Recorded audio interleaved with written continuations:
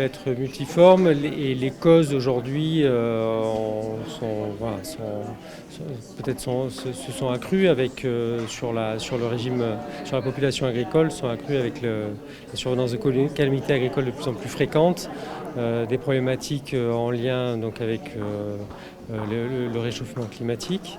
On a également une forte complexité de notre réglementation qui peut peser et avec des démarches administratives extrêmement lourdes qui pèsent sur nos exploitants agricoles et derrière sur nos salariés, nos retraités agricoles également.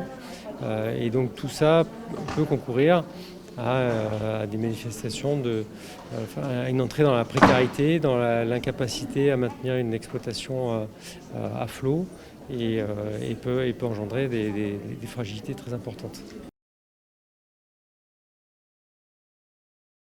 On a un travail très important sur la mutualité sociale agricole Grand Sud, de par le travail de l'ensemble déjà de ses salariés, avec des dispositifs d'accompagnement social, avec des assistantes sociales. Nous sommes aussi guichet unique et donc nous assurons l'ensemble des risques, maladies, famille, retraite pour l'ensemble de notre population agricole.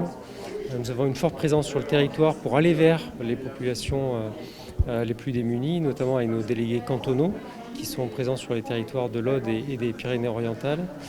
Et nous sommes en quelque sorte l'opérateur de protection sociale du dernier kilomètre de nos territoires français. Et donc nous avons des missions importantes à ce titre-là pour essayer de repérer, d'accompagner au mieux les personnes les plus fragiles.